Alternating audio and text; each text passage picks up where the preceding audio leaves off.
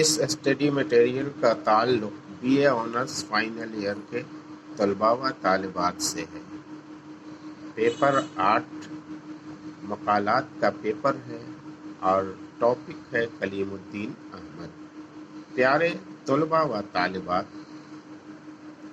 کلیم الدین احمد کا شمار اردو کے ممتاز ناقدوں میں ہوتا ہے۔ ان کی پیدائش 15 ستمبر 1908 عیسوی کو عظیم آباد میں ایک ممتاز خاندان میں ہوئی۔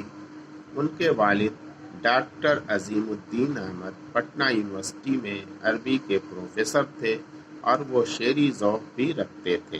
فارسی اور اردو میں شاعری کرتے تھے۔ ان کا تخلص عظیم تھا۔ کلیم الدین احمد نے ابتدائی تعلیم اپنے والد اور حافظ عبدالکریم سے گھر پر حاصل کی۔ 1924 عیسوی میں میٹرک کا امتحان پاس کیا۔ 1926 عیسوی میں انٹر اور 1928 عیسوی میں بی اے آنرز اور 1930 عیسوی میں ایم اے انگریزی کرنے کے لیے انگلستان چلے گئے۔ کیمبرج سے تعلیم حاصل کرنے کے بعد جب ہندوستان واپس آئے تو پٹنہ یونیورسٹی میں انگریزی کے پروفیسر مقرر ہوئے۔ ان کا انتقال 21 دسمبر 1983 عیسوی کو ہوا۔ کلیم الدین احمد کی خدمات کے لیے بھارت سرکار نے 1981 عیسوی میں پدم شری کے اعزاز سے انہیں نوازا۔ کلیم الدین احمد نے جب تنقید کے میدان میں قدم رکھا تو اردو دنیا میں زلزلہ سا آ گیا۔ ان کے ہم عصر انہیں عجیب و غریب انداز میں دیکھنے لگے، کیونکہ ان کی گفتگو خالص علمی و ادبی تھی اور مغرب زدہ تھی۔ اس لیے ان کی تنقید کو اردو کے ناقد یوں محسوس کر رہے تھے۔ کلیم الدین احمد ایوان ادب میں اس طرح داخل ہوئے جیسے کوئی مست ہاتھی شیشہ گھر کی دکان میں گھس جائے۔ دراصل کلیم الدین احمد نے روایت کی بت سازی نہ کر کے بت شکنی بہت کی ہے۔ ان کی تنقید دراصل مغربی ادب اور خاص کر انگریزی ادب کے گہرے مطالعے اور مشاہدے سے عمل میں آئی تھی۔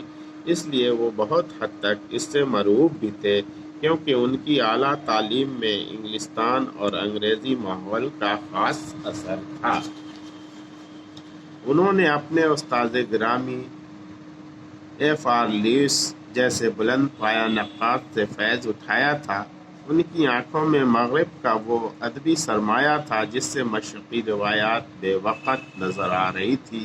ان کی نگاہ میں کوڑے کرکٹ کا ڈھیر ادب کے نام پر جمع ہو گیا تھا، جس کو نظر آتش کر دینا ضروری تھا۔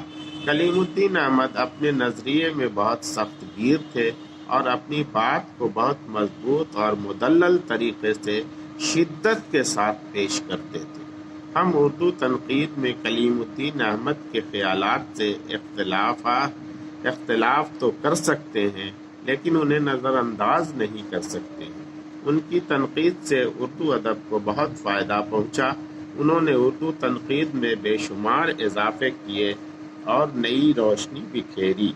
کلیم الدین احمد نے اردو غزل کو نیم وحشی صنف سخن قرار دیا ہے اور اردو تنقید کو انہوں نے اس کے وجود کو فرضی بتایا ہے اور اقلیدس کے خیالی نقطے اور معشوق کی کمر کی طرح موہوم معلوم ہوتی ہے۔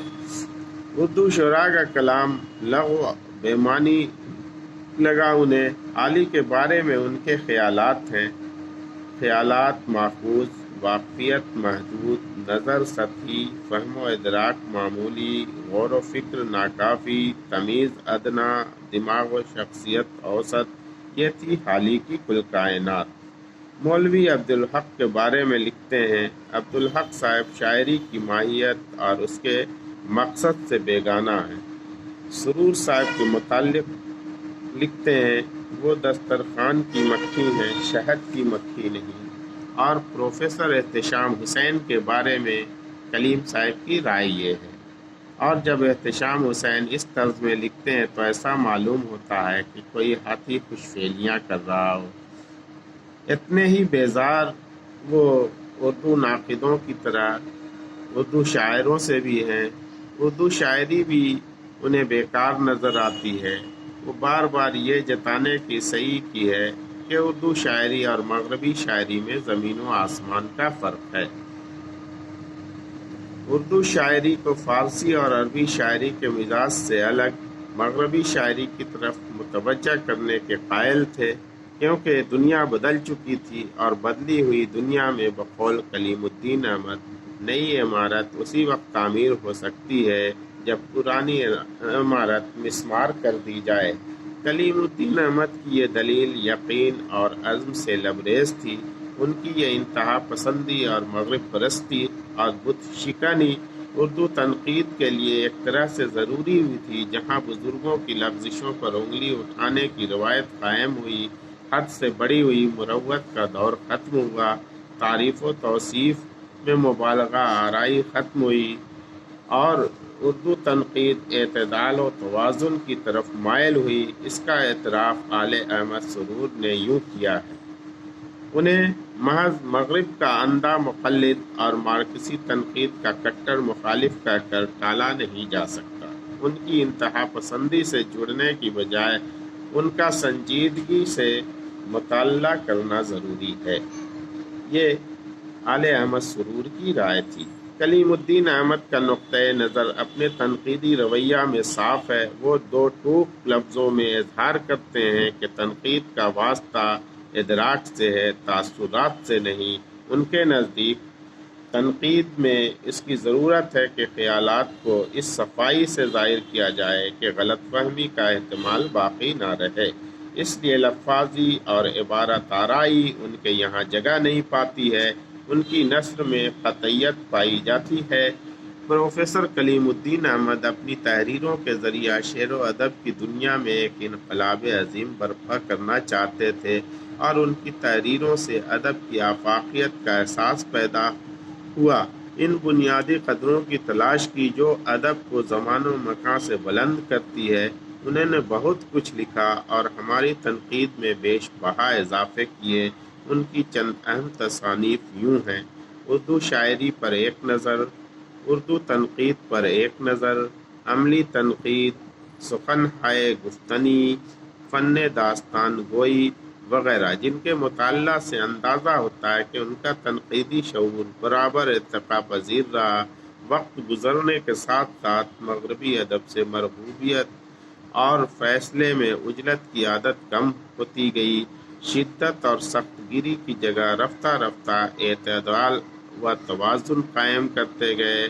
ان کا تنقیدی کارنامہ صدیوں انہیں زندہ رکھے گا اور کلیم الدین احمد کا شمار اردو کے عظیم ناقدوں میں ہوگا۔